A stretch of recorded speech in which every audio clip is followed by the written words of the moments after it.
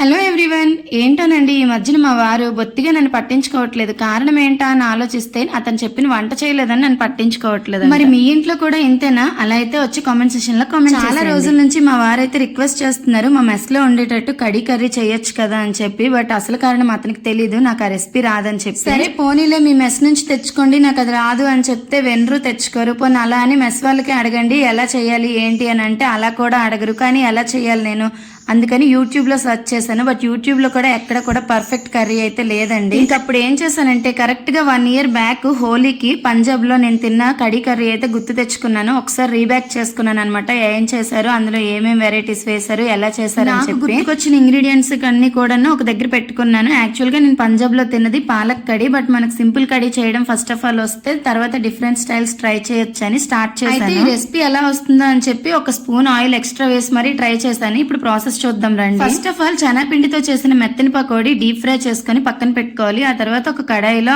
Oil, జీరా, ఉల్లిపాయలు, టమాటా, పచ్చిమిరపకాయలు, కరివేపాకు వేసి బాగా మగ్గించుకోవాలి.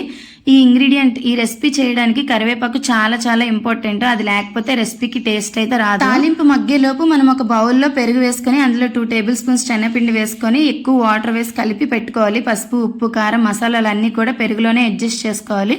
తాలింపు మగ్గిన తర్వాత అందులో ఈ పెరుగు మిక్స్ ని పోసేసి బాగా మరిగించుకోవాలి. 15 to 20 minutes మరిగించుకున్న తర్వాత పకోడీ లాస్ట్ లో దించే ముందు పకోడీ వేసుకోవాలి, పక్కన పెట్టిన పకోడీ.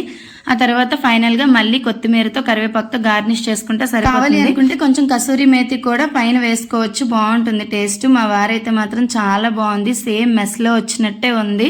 ఇలా ఎలా చేసావు, చాలా బాగా చేసావు, ఇన్ని రోజుల నుంచి ఎందుకు చేయమంటే చేయలేదని అడిగారు. అయితే ఫైనల్ గా నేను చేసిన కడీ రెసిపీ నచ్చింది కాబట్టి ఐఎమ్ సాటిస్ఫైడ్ నౌ. కానీ ఈ కడీ రెసిపీ నాకు ఒట్టిదే తినడం ఇష్టం, అన్నంలో కలుపుకొని తింటే నాకు అస్సలు వామిటింగ్ వస్తుంది, ఏమో తెలియదు మరి. సో ఫైనల్ గా వాళ్ళకి నచ్చింది కాబట్టి ఓకే. నెక్స్ట్ మీరు కూడా ట్రై చేసి పక్కా తిన్నాకే కామెంట్ సెక్షన్ లో కామెంట్ చేయండి.